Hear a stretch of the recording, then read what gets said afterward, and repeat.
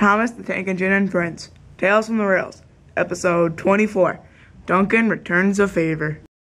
Rusty is the only narrow-gauge diesel on the narrow-gauge railway.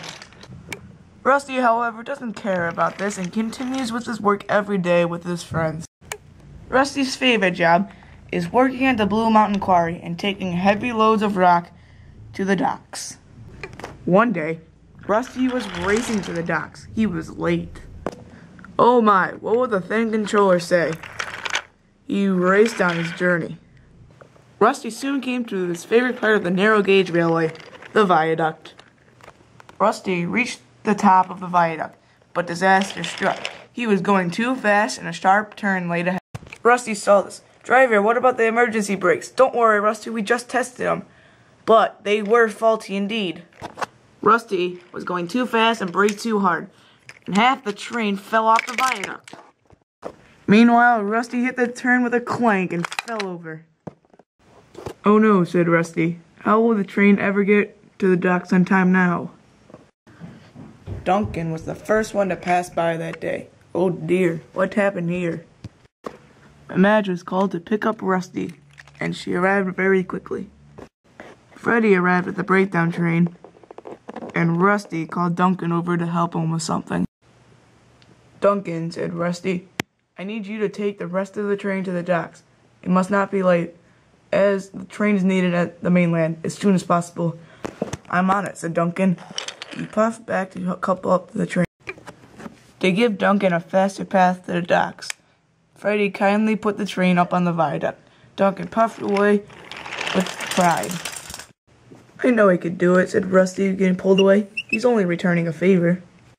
"I must not let Rusty down, as he saved my life that one time." Duncan tackled hills and tight turns. There was an easy flat track to get to the docks, but it was very long. And there was a short but very hilly track. Duncan decided to take the short hilly track. He had to arrive at the docks on time. "Must not let Rusty down, must not let Rusty down," he chanted. He approached the hill quickly.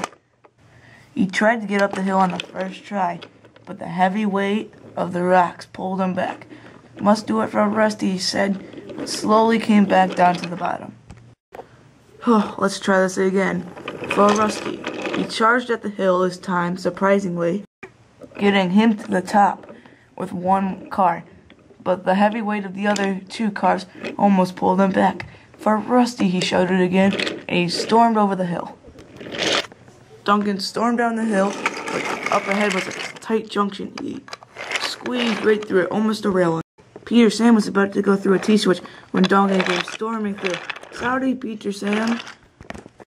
"I wonder what's all about the hurry," said Peter Sam, puffing away. Duncan had to make up for lost time. Duncan was going so fast, plus the extra weight of the cars, he started to rock and roll, and the cars behind him started to biff and bash into each other, and almost ran off the rails. Suddenly ahead, the signal turned to red. Duncan had to screech to a stop. The second car behind him clumped up on top of the other car.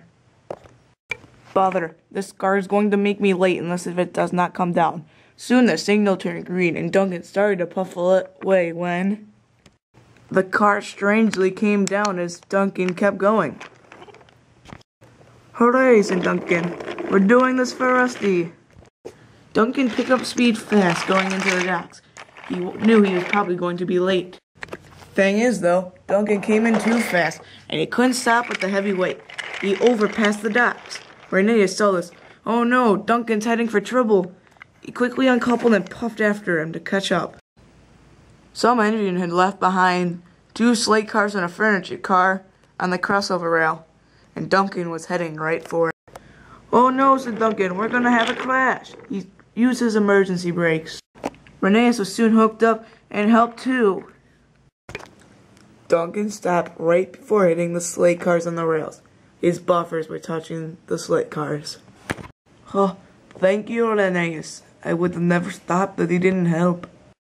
"It's all part of being a friend," said Linnaeus, and he pulled Duncan back to the docks.